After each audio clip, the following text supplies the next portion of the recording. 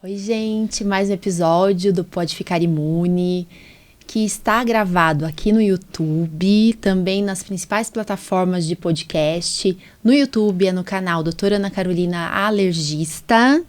E eu peço que quem estiver vendo pelo YouTube, por favor, curta, segue a página, compartilha, faz comentário, que quanto mais a gente tiver falando sobre esses assuntos de imunidade, de alergia, e aparecendo no nosso canal, mais pessoas vão poder ver no Brasil, até fora do Brasil, né? Os brasileiros que estão por aí, em outros países aí.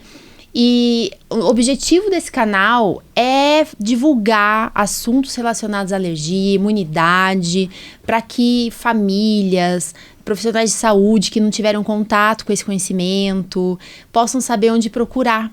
Porque às vezes a gente tem tanta novidade, mas tanta informação que não está desencontrada, né? Que está errada, que a gente não sabe nem onde procurar.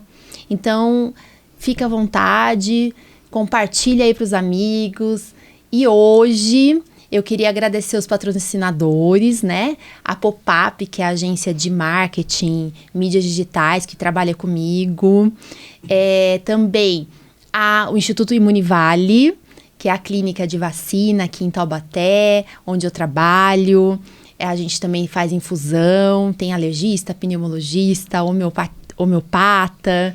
E também a Zória Brand, que é uma marca do sul do país, que está me ajudando com os looks aqui do podcast. Então eu queria agradecer. E hoje a gente vai falar com uma médica querida, que fez pediatria. Hoje ela é pós-graduada em psiquiatria, né? Que é a doutora Elisama Oliveira Marcondes. Isso. Foi minha aluna, né? Isso mesmo. No Hospital Universitário aqui de Taubaté. E assim, hoje em dia você atua com saúde mental, né? Infantil. Isso, infantil. O meu foco agora é a saúde mental infantil. Mãezona, né? Isso, 10 meses da pequena. E assim, eu chamei a Elisama para falar de um assunto que está assustando todos nós, que somos pediatras, médicos aqui em geral, que a gente atende criança, que é sobre o autismo, né? O transtorno do espectro autista. Isso. E eu tenho pacientes em comum agora Isso com mesmo. você aqui, nesse tempo que você está trabalhando, né? Nessa área de atuação e área, né? Da pediatria. E eu vejo que as mães tem uma resposta muito boa, porque você tem muita empatia, é humana, então todo mundo gosta muito do jeito que você aborda esse tema, né? Como que vai com calma no diagnóstico, não é afobada, assim, né? Acho que é legal de falar isso. E eu tô assustada, assim, com o número, né? Que, tipo, hoje em dia a gente tava falando um caso de autismo para cada 36. Isso mesmo. Nossa, Elisama, por quê?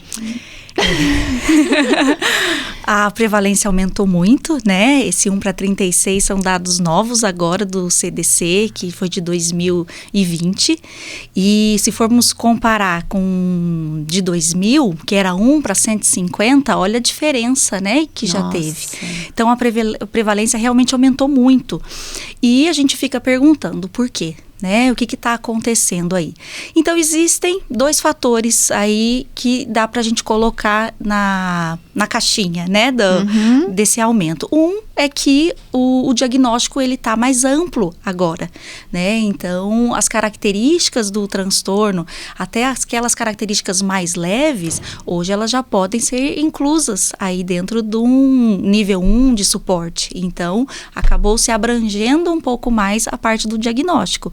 E a gente tem feito mais diagnóstico porque as mães têm procurado mais ajuda. Então, com a internet, né, com acesso à saúde, isso tudo está fazendo com que as famílias procurem mais. mais. O que antigamente ficava assim, né? Uma criança que era rotulada, aquela criança ali é esquisita, aquela criança ali não gosta de contato com ninguém, é o jeitinho dele. E aí não se procurava, né, um suporte, não se procurava ajuda. E hoje a visão já está melhor sobre isso. Então a gente tem visto que procurando mais, a gente faz mais o diagnóstico, o que é bom, o que é libertador, né? Porque faz com que muitas famílias entendam melhor as suas crianças. E o outro ponto, que aqui a gente não tem uma comprovação científica ainda, né? Apenas estudos, é em relação aos fatores de risco. E a gente tem alguns que eu acredito que seja por causa dessa nossa rotina, né? Agora tem se escolhido ter filhos um pouco mais tarde, então ter filhos a partir de 35, 40 anos, principalmente o fator masculino após 40 anos, é um fator de risco. E fatores intraútero, que a gente ainda não descobriu uma causa direta, mas apenas fatores de associação. Então, a gente pode ver prematuridade, a gente pode ver baixo peso ao nascer. Então, alguma coisa que aconteceu ali no útero daquela mãe, né? Às vezes, uso de uma medicação, ácido valproico, por exemplo, que é um medicamento anticonvulsivante, que também está sendo associado. E quando eu digo associações, né? Só para todo mundo entender melhor, é que quando se faz um levantamento, digamos lá, fizemos um levantamento de 50 crianças autistas. A gente começa a rebobinar a fita. O que será que eles tinham em comum? Então, descobre-se que, dos 50, 40 os pais tinham mais do que 40 anos quando... Exemplo, né? Um exemplo, isso. Então, isso são fatores que faz a gente começar a pensar... Prestar atenção mais naquele fator, né? Tipo, será que isso aí realmente aumenta ou não a chance, né? E isso são fatores que a gente considera como fator de risco, mas que precisa ter uma carga genética junto, né? Associada. Você pode ter todos os fatores de risco, mas se não tiver uma carga genética, pode ser que não aconteça. Ou você pode ter o contrário, você pode ter uma genética positiva para o autismo e não ter os fatores de risco e mesmo assim a criança nascer dentro do espectro. Tá. Eu vou anotando aqui coisas que eu vou lembrando pra gente falar depois. Tá bom. Como que a gente faz diagnóstico? Não, primeiro fala assim, o que é autismo? Tá. O transtorno do espectro do autismo, ele tá dentro do quê? Vamos falar primeiro o que é um transtorno, né? Porque é uma palavra que soa até ruim, né? Uma palavra pesada. Mas a gente usa o termo transtorno para todos os acometimentos do sistema nervoso central. Então, por exemplo, o déficit de atenção e hiperatividade, por que ele é um transtorno? Porque acomete o sistema nervoso central. Então, acometeu, a gente usa esse termo transtorno. E ele é um transtorno que aconteceu desde o nascimento dessa criança. Então, é uma criança que nasce com essa condição, ela não adquiriu depois. Então, ela já nasce assim. Então, por isso que nós não falamos que é uma doença, né? Ela é uma condição.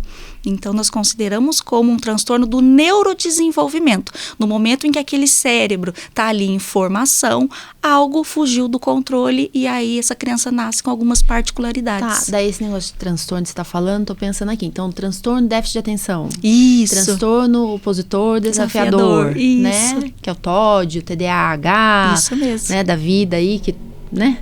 Está na nossa vida, por aí. Isso. Sempre tem alguém na família, né? Esses dias eu falei assim na sala dos meus alunos, falei assim, gente, 1 a cada 36 quer dizer que aqui na sala alguém é autista, né? Tá no espectro, isso né? Mesmo. E daí você falou, aumentou, né? A gente aumentou o leque, né? Isso, tipo, é como se tivesse abraçado mais doenças, né? Mais alterações. Antes era só aquilo, assim, do autista que ficava se batendo, né? Ou que não falava, não olhava no olho, né? Que tem mexia com a rodinha. E tal. Hoje a gente já hoje a gente já abre, daí entrou o Asperger, né? Isso mesmo. Alguns tipos diferentes, assim. Daí a gente tem que parar pra pensar, né? Tem o que é, né? Que a gente falou de falar, você já explicou. E quando que a gente pode fazer o diagnóstico? Porque eu pego muito paciente que fala assim, ainda não fechou o diagnóstico. Né? É só com 5 anos, é só com 6 anos que pode fechar o diagnóstico. Não existe uma data, né? Não existe um tempo. Né? Não existe. O que a gente vê na prática é que é preciso um pouco de cautela, né? Por exemplo, uma criança de 1 aninho que tem um acesso muito grande às telas. fica muito tempo ali na tela, tem uma baixa interação com os pais, é uma criança que não está fazendo, né, cedo. Mas tem estímulo adequado e ela tem 1 aninho, peraí, realmente é muito cedo. Mas tem casos que com 1 ano e meio é tão típico, tem características tão típicas que não tem o porquê ficar postergando. É até pior, né? Porque daí fica pulando de profissional para profissional, não se conclui logo, essa criança não vai fazer um tratamento adequado. Então, fazer o diagnóstico precoce, ele é indiscutível, é muito necessário, né? E aqui entra até mesmo o papel do pediatra, né? Que é uma criança que está passando todos os meses ali com o pediatra, né?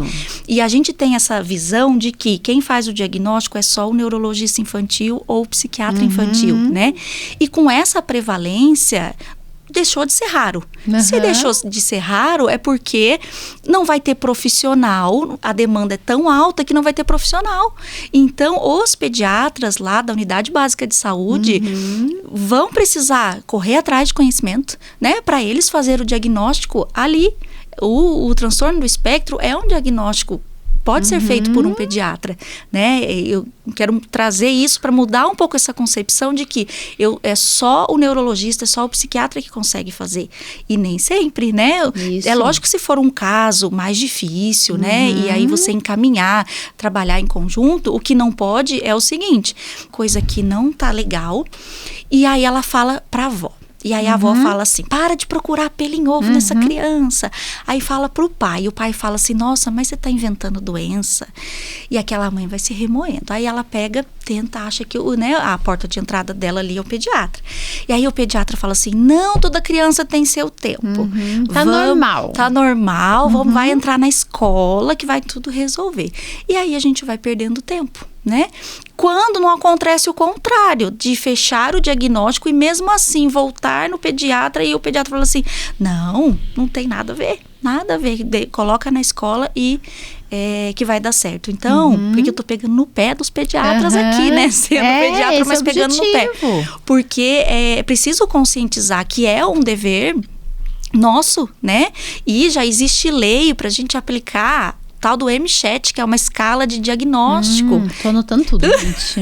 MCHAT. Que pode ser feita, como né? Escreve? M-chat. Ah, tá. É uma escala. E é uma escala de rastreio. Só pesquisar na internet já aparece o PDF. Isso aí, quem usa esse MCHAT é quem? Pode ser o pediatra. Ah, nossa, vou pôr agora no meu computador. Isso. Não, porque realmente a gente fala, nossa, eu pela 20 anos de experiência, né, tipo de formada, então eu já bato o olho em alguns pacientes, eu falo assim, lá, passando comigo com alergia. Eu falo, mãe, como que tá na escola? Como que é na vai família? Sondando, né? É sempre assim, né, tal. Mas é esse olhar de experiência, isso, né? E também tem a escala de desenvolvimento, né? Célula lá, tipo, o que a criança vai fazer nessa idade? Até na carteira de vacina, né? Tem lá atrás. Isso, aquele que é o livrinho, né? Que tá meio em falta por aí, mas tudo bem. Né? Tem lá atrás. Isso, aquele que é o livrinho, né? Que tá meio em falta por aí, mas tudo bem. Mas, assim, tem muita gente que tá ouvindo aí, que vai ter essa... E tem na internet, tudo tem na internet hoje em dia, né? Isso. Então, daí eu olho e falo, opa, tinha que andar, tinha que falar, tinha que estar dando sorriso em tal idade. Tendo um atraso, isso. Opa, isso aí já tem que ficar de alerta, né? Isso mesmo. Então, só para voltar, né, para frisar em relação à idade, né, do diagnóstico, não tem. Tá. Mas realmente tem casos em que são muito típicos e que você consegue fazer o diagnóstico ali dentro de 2, 3 meses, né, e acompanhando aquela criança, pedindo avaliação multidisciplinar. O que a gente considera é que seja feito pelo menos antes dos 5 anos, que é o período de maior plasticidade cerebral. Ou seja, o cérebro está pronto para desenvolver. Então, se a gente faz diagnóstico muito tardio, depois de 5 anos, essa criança, tudo que ela foi estimulada com terapias, não vai funcionar tanto. Exatamente. Né? Então, é igual um adulto. Vamos nós aprender chinês. Vamos começar hoje. Qual a diferença, né? Como vai ser o nosso cérebro? Eu não tenho condição. No way. Agora coloca uma criança aí de 2 aninhos para ela aprender chinês. Em 6 meses ela tá fluente, né? Por conta dessa plasticidade cerebral. Então a gente tem que aproveitar para que seja antes dos 6 meses. Eu brinco no consultório que eu sou a louca do diagnóstico, porque eu falo que tempo é neurônio. Isso. Quanto mais tempo a gente perde, mais neurônio, né? Tá indo embora, você tá perdendo conexão. Então, quando a mãe chega, eu falo assim, vamos. Porque quando começa, é tão bonitinho de ver. Nossa, eles evoluem muito rápido. E a gente fica, a sensação é bem gostosa de ver esse avanço. Muito legal, né? Daí, fala dos sinais típicos. Eu acho que tá na hora da gente falar disso. Os sinais do autismo, ele varia de acordo com a idade. Então, por exemplo, se eu tiver uma criança que tem sinais pequenos, porque a gente fala espectro, vamos voltar um pouquinho, né? Espectro significa o quê? Que pode ter uma variação muito grande.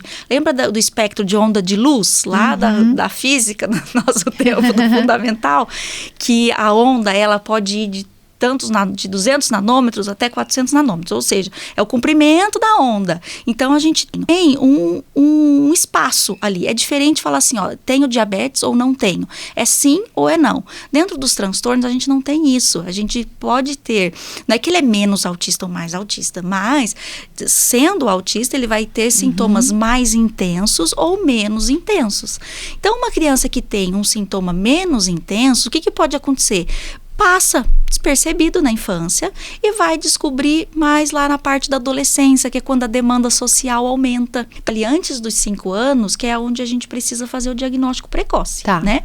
Então, pensando em diagnóstico, o que eu preciso ter para eu considerar uma criança dentro do espectro? Eu falo que é o triângulo, tá? Primeira coisa, dificuldades sociais. Então, eu tenho uma criança que ela tem uma dificuldade em interagir, dificuldade em manter um contato visual. E aqui eu abro um parênteses, porque nem sempre é um contato de não olhar, mas é uma criança que pode, assim, tá falando com você, mas ao invés de olhar para você, ela olha para o seu brinco, ela olha para sua roupa, mas ela não olha nos seus olhos. Ou ela olha, mas é mais um contato visual mais frustro, né? Ela Você foge. sente que não tá olhando pra alma, né? Assim, né? Isso, é como se ela tivesse com vergonha, e aí essa criança, é o tímido. Né? A gente tem que prestar atenção nisso. Então, às vezes, começa a conversar um pouquinho, já desvia o olhar, né? E outras dificuldades sociais. Na escolinha, tá brincando? Isso que o autista é só aquele que fica isolado debaixo da mesa, né? E nem sempre. Eu posso ter uma criança autista que tem até interesse por outras crianças, mas ela tem uma dificuldade de interagir. Então, ela fica perto, ela ronda, ela fica mais observadora, mas ela não consegue fazer uma junção, ela não consegue compartilhar um brinquedo, ela não consegue fazer uma imitação, ela não consegue, na hora de brincar, saber que eu tenho a minha vez e tenho a sua vez, né? Então, eu quero que a brincadeira seja ali só do meu jeito. Na hora que é para esperar a vez do outro, ela não tem esse filtro social. Então, são pequenas nuances. Então, a gente pode ter desde crianças que não compartilham nada, que tendem ao isolamento, até crianças que têm essas dificuldades mais, né, mais refinadas. Então, isso tudo dentro da parte social. E se a gente for pegar um bebezinho, por exemplo, de 2 aninhos, até menos, um bebê de 1 ano. Um bebê de 1 ano é capaz de dar tchau, né? Ele é capaz de apontar, ele é capaz de brincar de esconde-esconde e dar uma risadinha, né? Então, ele vai mostrando para os pais de que ele tem interesse no adulto. E a criança, né, a programação cerebral da criança é que ela tem que ter mais interesse pelo ser humano do que por um objeto.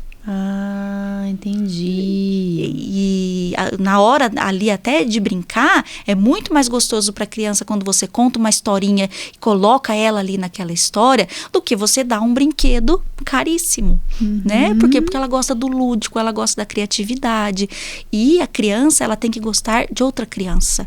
E não só gostar, as crianças, elas ficam apaixonadas quando vejam outras crianças. Eu vejo a minha de 10 meses, quando passa uma criança na rua, eu tô com ela ali, né, tomando um solzinho, quando passa um adulto, ela interage, tudo. No dia a dia. Mas eu tô pensando assim, nossa, tal pessoa, tal paciente, será que tem isso? Quando a será gente que tem aquilo? vai tendo mais conhecimento, né? A gente vai começando a reconhecer. Sabe, pra foto. E isso me chamou a atenção, assim. Era uma coisa que me chamava a atenção. Daí, fica nessa dúvida, né? Ela desde pequena também já imaginava que pudesse ser, por causa de histórico familiar, tudo isso. Daí a gente foi estimulando, mas outro aspecto, assim, agora ele tá investigando ainda, né? Tá sendo super estimulado, tudo, mas a criança tá mamando no peito. O olhar no olho, a mãe com o bebê, isso também pode ser, pode, né? Um sinal, um bebê que é uma das coisas bem precoces, não é? Muito precoces. E um bebê pode ter contato visual com a mãe nas primeiras 12 horas de vida. Olha. Né? É muito precoce. A gente tem a mania de subestimar as crianças, né? E o cérebro de uma criança ali de 2 anos, ele tá a 1000. Ela tem que estar fazendo frases curtinhas. Por exemplo, quer água, cadê papai? Então, mesmo que seja uma frase pequena, né, com o substantivo ali, o sujeito e o verbo, ela já é capaz. E às vezes a gente vê uma criança com 3 anos que ainda não faz isso. E a gente fica nessa, tudo tem seu tempo, a criança vai no seu tempo. Vamos com calma nisso, né? Na quarentena, na pandemia, teve muito isso, até tinha anotado aqui pra te falar. Você acha que atrapalhou muito o diagnóstico? Sim. Porque as crianças ficaram muito em casa, sozinhas, né? Não tinha interação de ir pra escola. A gente teve muito atraso de diagnóstico, né? Não estão, né, dentro de um espectro. Mas quando uma criança está dentro do espectro, por mais que muitas vezes a família tenta estimular, ainda não é o suficiente, né? Então, a pandemia mascarou, sim, muitos diagnósticos, mas nós não podemos colocar tudo nas costas dela. Porque uma tendência nossa é de, não, é uma criança de pandemia, já melhora, já avança. E isso vai fazendo com que, né, esse diagnóstico vai ficando cada vez mais tardio. Isso. Então, a pirâmide para fazer o diagnóstico, como que é? Socialização, dificuldades na socialização. Depois, dificuldades de linguagem. Isso. E aqui, vamos falar mais um pouquinho, que entra a parte de fala e língua, a voz. Então, a criança, por mais que ela não fale, ela também precisa ter a linguagem corporal. Então, quando ela dá um tchau, é uma linguagem corporal, não verbal. Tudo isso faz parte da linguagem.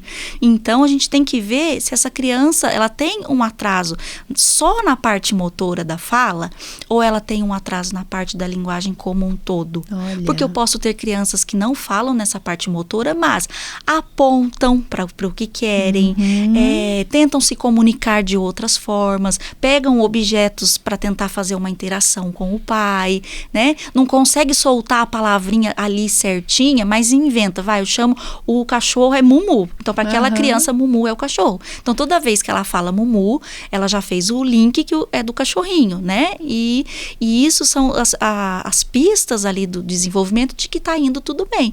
Mas quando essa criança, ela tem um atraso, não só nessa parte motora, mas que ela tem um atraso também nessa linguagem corporal, na linguagem não verbal, aí a gente já pensa mais na parte do transtorno do espectro do autismo. Olha, interessante. E o que não pode a criança não fala com 2 aninhos, mas 200 palavras é esperado para uma criança de 2 anos. Fala, nossa, não é muito? Não. Mas espera aí, como que eu vou fazer para saber se a minha criança fala 200 palavras? Anota, conta, ele fala de 1 a 10. Olha. Já tem. Sabe todas as letras do alfabeto? Já soma aqui mais um pouquinho. No dia a dia. E o terceiro? O terceiro são a parte do comportamento. E aí são comportamentos restritos e repetitivos. Então, por exemplo, lembra do famoso alinhar? Isso. Empilhar? Os carrinhos, os brinquedos. Isso. É uma forma de brincar repetitiva. Não consegue fazer algo novo, algo simbólico. Então, na hora de brincar, é sempre a mesma coisa. Então, por exemplo, você dá uma massinha para a criança, ela pode fazer um mundo com a massinha. Então, é uma criança que pega a massinha, faz várias bolinhas e separa por cor. E o jeitinho dela, como tem uma mãe que fala assim, doutora, tá brincado. Ela fala assim, mãe, já brinquei, tá brincado. Esse é o brincar dela. Ela não consegue fazer uma florzinha com aquilo, fazer uma casinha, não foge muito.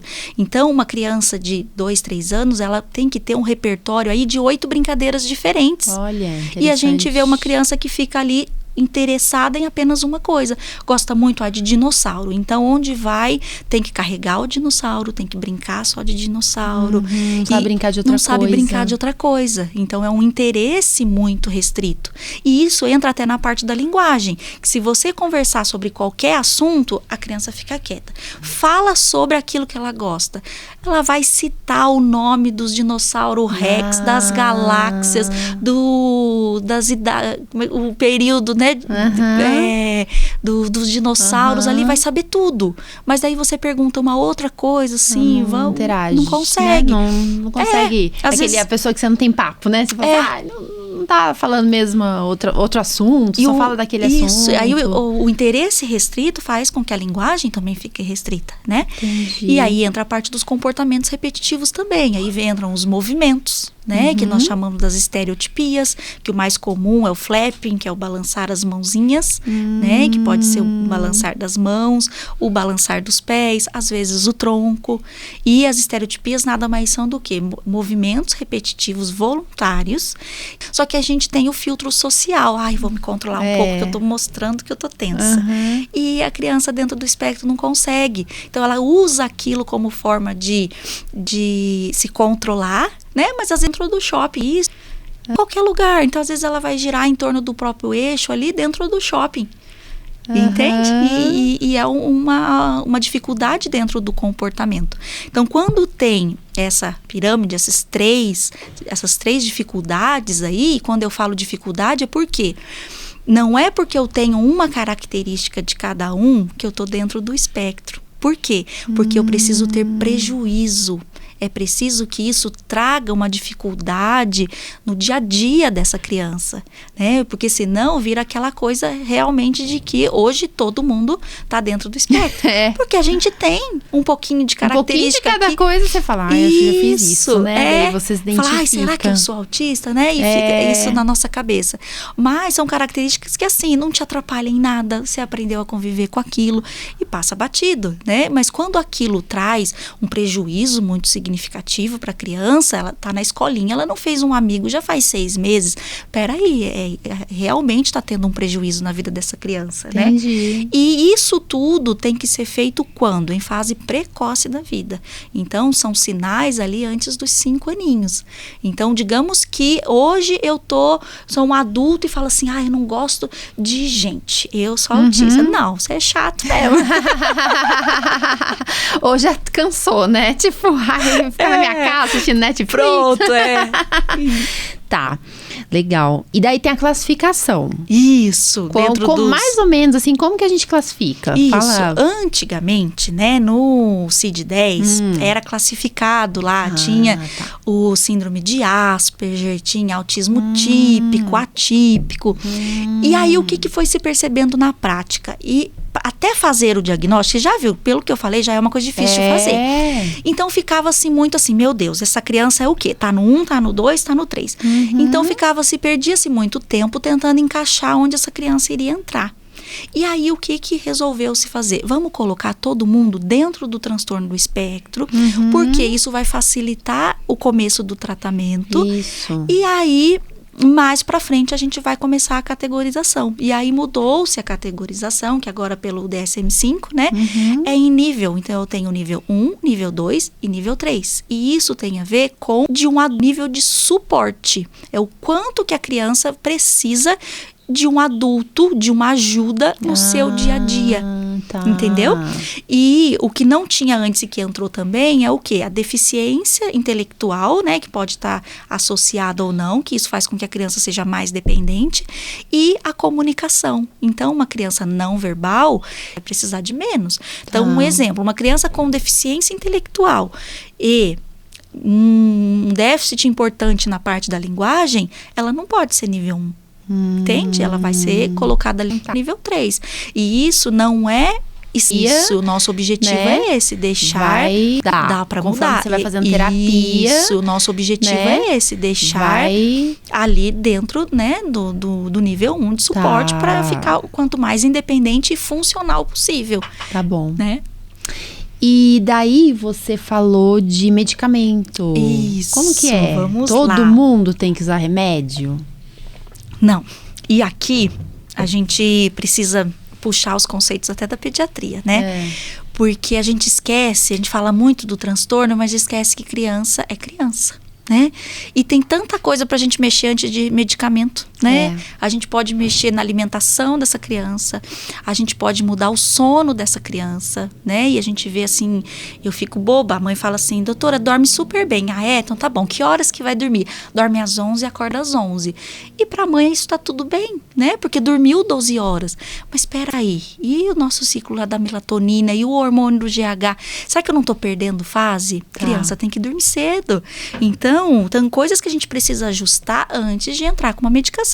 Tem casos que a medicação, ela precisa, e às vezes até de uma maneira mais intensa e urgente, principalmente quando essa criança tem hábitos autolesivos, então ela se machuca muito, né? Ela bate a cabeça na parede, ou ela agride ela mesma, ou agride outras pessoas. Ou quando ela tem as estereotipias de uma maneira muito intensa, que impede com que ela faça até a terapia.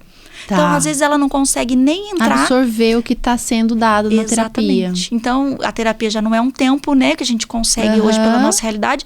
Vamos lá, 1 hora naquele dia. A criança demorou meia hora para entrar. Aí ela fica ali naquele movimento repetitivo em torno de si mais 20 minutos. O que sobrou? Né? Então, são casos e casos. A gente tem que ponderar. Tem casos que a gente faz de tudo de rotina de sono, essa criança não dorme. Criança que não dorme vai aprender como no dia seguinte, né? Não dá, então a gente vai balanceando. E daí, assim, eu vou entrar um pouquinho na minha parte, assim, por que eu falei pra você vir? Né? Tipo assim, porque eu percebi, a gente percebe que existe muitos pacientes com autismo e que são alérgicos. A gente não percebeu ainda cientificamente um número que você fala, nossa, é maior. Sim. Né? Os autistas são mais alérgicos do que os não atípicos. Né? Como que fala? Pode falar neurodiverso, isso. Né? Daí, a gente não pode falar isso ainda porque não tem cientificamente comprovado. Mas a gente, na nossa prática, a gente percebe que muitos que são seletivos, né, alimentar, seletividade alimentar, eles vão ter... às vezes a seletividade, porque eles passam mal, eles não se dão bem com tal alimento. Então, aquele alimento vai mudar o comportamento, porque ele tem alergia, mas ele não sabe, às vezes, falar que ele tem, né? Então, ele fica irritado, ele fica agitado, piora o comportamento. E daí eu vejo muito, às vezes, as mães que têm de paciente autista, que elas fazem vários tratamentos, elas vão em médicos, fazem consultas online com um em Belo Horizonte, um em Curitiba, o outro em São Paulo, outro no Rio de Janeiro, e gasta muito dinheiro, né? E daí o que acontece? Quando elas chegam, elas já estão sem glúten, sem lactose, sem leite. A criança tá assim, com aquela dieta, ou então elas querem tirar. Isso. E isso é um problema, porque a gente fala, calma, né? Então, eu gosto muito de falar isso, assim. Antes de tirar o glúten, a gente precisa, fazer um exame chamado antitransglutaminase GA, pelo menos. Tem o antiendomísio, antigliadina, que são os exames pra gente ver se a pessoa tem sensibilidade ao glúten celíaca, né? Daí, se tiver positivo, a gente tem que fazer endoscopia antes de tirar o glúten, pra gente fazer diagnóstico de doença celíaca certinho. Se a gente tira o glúten antes de fazer tudo isso, a gente vai deixar esse diagnóstico em aberto. Então, a gente não faz o diagnóstico correto e pode atrapalhar aquela criança no futuro, né? Aquele paciente no futuro. Então, acho que é muito importante isso. Outra coisa na alergia, né? Pra quem tá ouvindo, às vezes tá vindo por causa do autismo, nunca me conheceu e falou, vou assistir. A alergia alimentar, a gente tem o diagnóstico com exame de sangue, a gente tem o diagnóstico com teste cutâneo e a gente tem o diagnóstico com teste de contato, né? Então, muitas vezes, a gente tem que fazer teste de provocação também. A gente tem que tirar o alimento por um tempo, depois provocar, dar de novo aquele alimento, daí no autista... A gente, às vezes, não vai ser fácil fazer esse teste de provocação. Às vezes, nem o teste do braço, o teste das costas, porque tem autista que não deixa nem a gente tocar muito, né? A gente tem essa dificuldade. Então, eu acho que focando um pouquinho nessa parte, como que é a sua visão, assim? Você vê isso também? Muito alérgico, né? Muito autista alérgico alimentar? Sim. E é o que me deixa com as orelhinhas, né, antenadas. Temos até um paciente em comum que E aí a mãe começou a me falar que ele tinha alergia, né, alimentar múltipla. E eu falei, conta pra mim um pouquinho mais. E ela falou, ai, doutora, passamos por momentos muito difíceis, né? Chegou um momento em que eu só usava determinada fórmula, determinado leite. E aí eu falei assim, nossa, será que não tem, né? Será que ele não tá aí dentro do espectro? E essa parte da alergia foi o que me fez pensar, porque realmente as comorbidades, né, que são as doenças que podem estar associadas dentro do autismo, a alergia é uma delas, assim como outras manifestações gastrointestinais, né, como a doença celíaca, a intolerância à lactose. Então, podem ser comorbidades, então a gente tem que realmente ficar atento. E a seletividade alimentar é algo, assim, muito comum. Muito mesmo. Eu acredito que a cada 10, pela minha prática, sem falar assim de prevalência, né, científica, mas do que eu vejo no consultório, acredito que 8 têm uma seletividade alimentar. E alguns podem ser realmente por conta de um padrão repetitivo, né, de eu só como coisas amarelas, então é só ali o mamão, a cenoura, né, coisinha ali mais ou menos da mesma cor, ou muitas vezes é porque tem uma alergia e não se sente bem, passa a rejeitar aquele alimento. Porque às vezes pode causar refluxo, esofagite eosinofílica que impacta os alimentos, né, para o alimento, daí se sente mal. Isso mesmo. É um sintoma que a gente vê bastante. E que se não for tratado, essa criança começa a ficar ainda mais restrita. E aí nós vamos entrando nos déficits das vitaminas. Isso. Né? E aí sem ferro, sem vitamina D, sem vitamina B12, que cérebro que funciona assim? É um cérebro que não aprende. Né? Então, olha como a alimentação aí que pode fazer muitas terapias, né? Exatamente. Terapia, fisioterapia, nutricionista, mas tudo, mas não funciona. Tem uma carência nutricional aí que atrapalha tudo. E tem que tomar cuidado, porque senão a gente suspende vários alimentos desnecessário e a criança fica com uma restrição maior ainda. A equipe multidisciplinar, né? Nutricionista, fonoaudiólogo, terapia ocupacional, que mais? Psicólogo, neuropsicólogo, psicopedagogo, a fisioterapia, físio, né? Musicoterapia, que você fala. Ecoterapia também pode auxiliar bastante.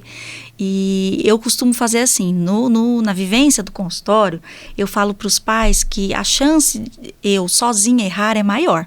Então, quando a gente tem uma equipe junto, né, quando tem outros olhares, fica tudo mais claro. Então, a chance do erro vai diminuindo, né, ainda mais nessa condição que tem características tão particulares. Então, eu costumo pedir uma avaliação da fono, uma avaliação do terapeuta ocupacional e do psicólogo. Legal. E aí, cada um faz a sua avaliação, traz um relatório para mim, eu faço as minhas escalas, junto tudo, e aí eu falo, olha, mãe, eu tenho mais convicção e confiança e segurança de te afirmar isso, do que apenas no meu olhar, né? Porque às vezes eu olho aquela criança uma vez ali no consultório, uma, duas, e quando os profissionais fazem várias sessões com eles, a chance de pegar coisas que eu não consegui pegar é muito maior.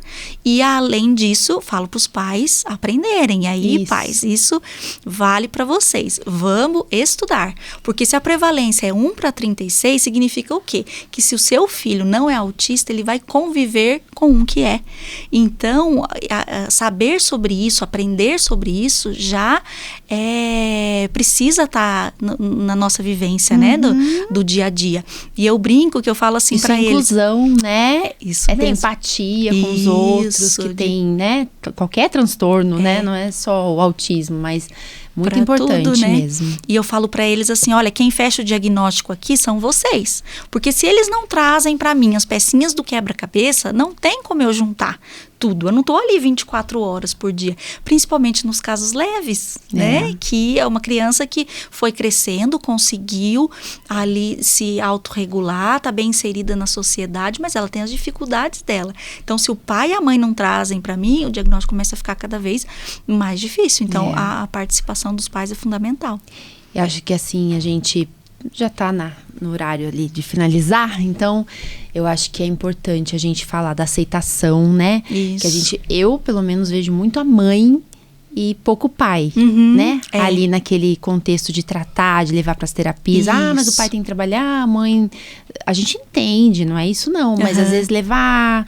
Fazer avaliação também junto, né? Participar dessa prática aí, né? De levar na TO, levar na fono, levar na psicóloga, porque daí o pai também vai participando disso, vendo como que é a rotina, né?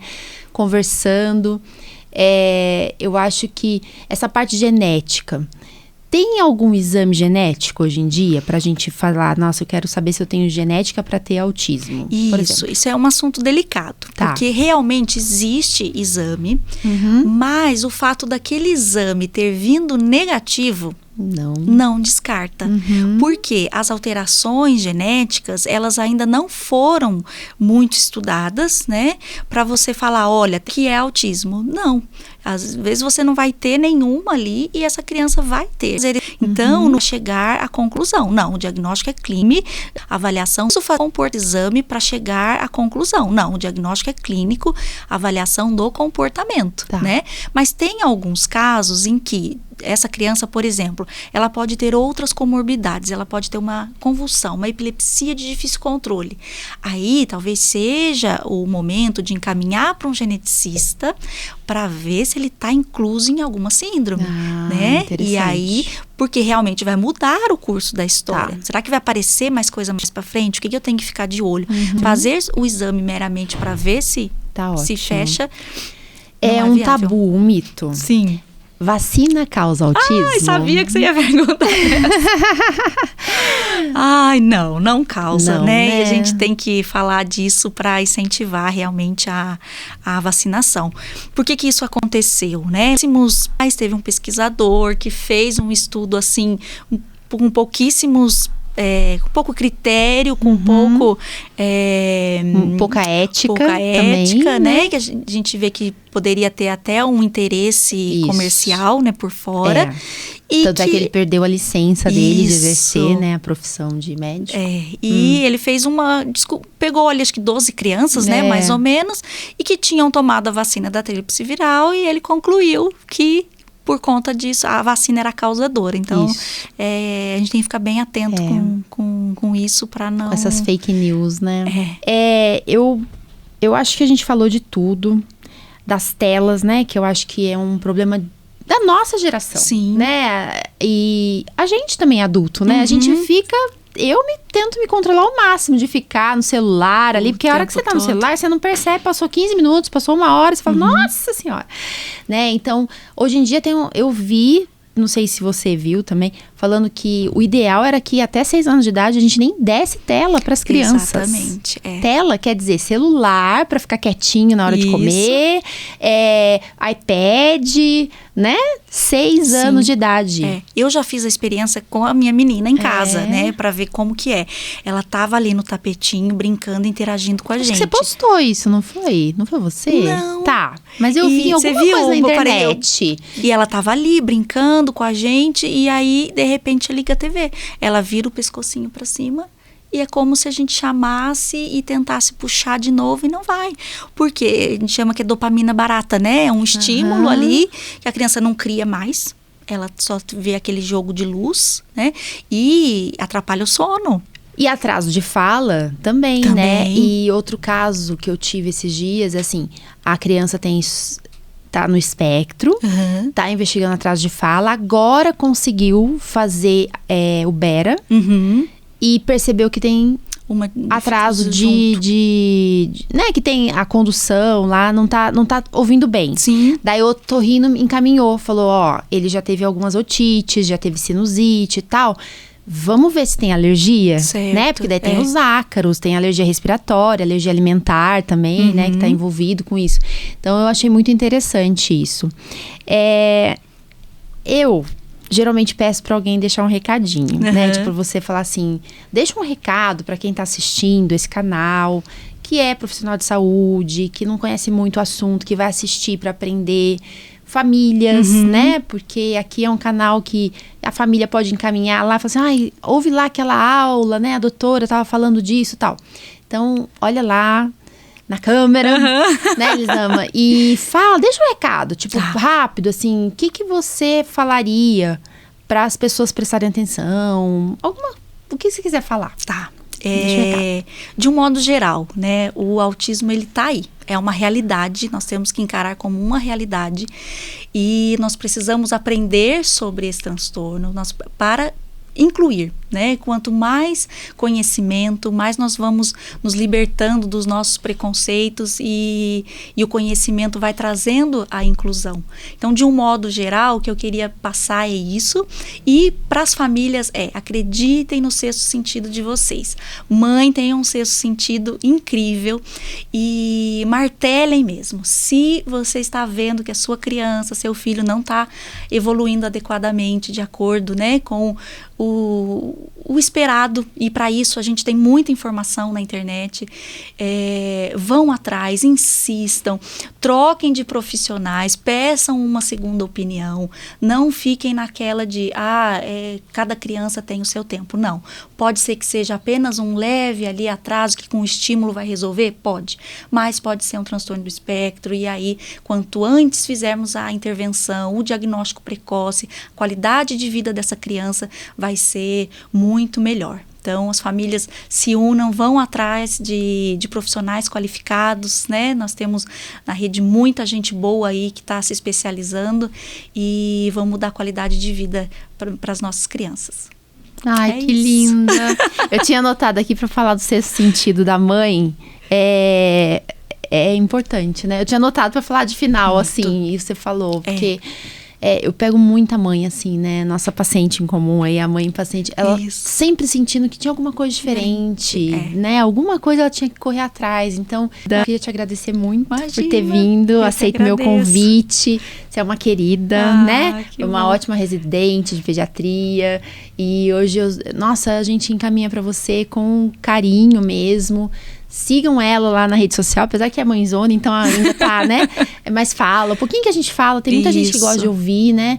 E tomara que tenha outras oportunidades para você vir aqui também, pra gente continuar. Mas obrigada mesmo. Imagina, eu que agradeço o convite. E, gente, obrigada, compartilha aí, que vai ajudar mais gente.